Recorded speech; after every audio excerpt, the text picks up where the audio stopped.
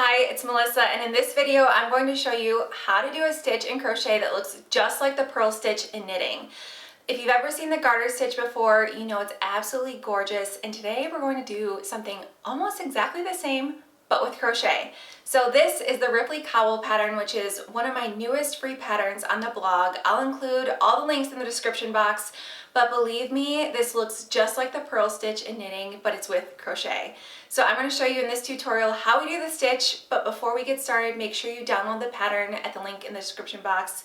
And now we'll get started at doing these beautiful stitches. I use this stitch in the Ripley Cowl here, and in this video I'm going to show you how to make this texture and how the stitch works in a little swatch like this one.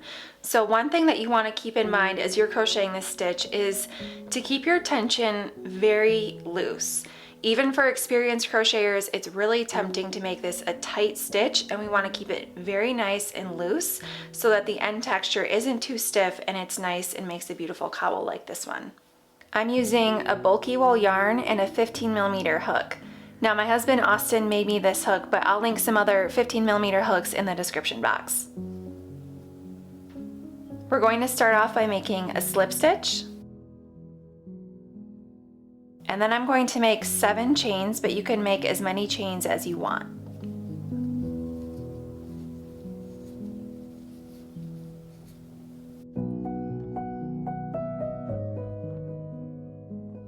For our first row, we're going to work a slip stitch into each chain across.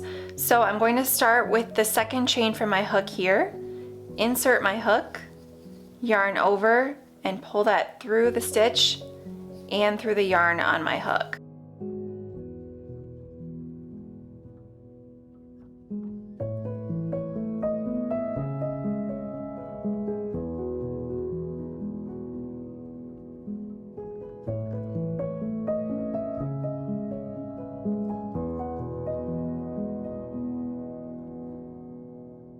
Now that I finished my first row, I'm going to turn my work,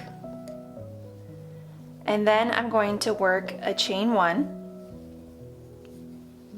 And now we're going to be working into the back loop of our stitches across. So I'll show you here, this is the front loop of my stitch, and this here is the back loop. So we're going to work this row in the back loop of each stitch, working a slip stitch in each stitch across.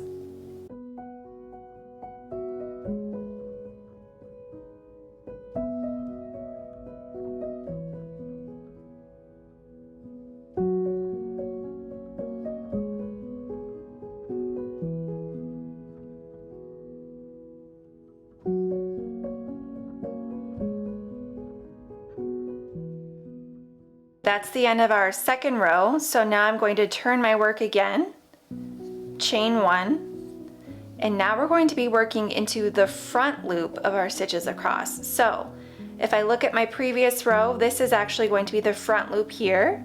This is the back loop, and I need to be very careful making sure I've got the right loop for each row. So in this row, we're going to be working into this front loop across.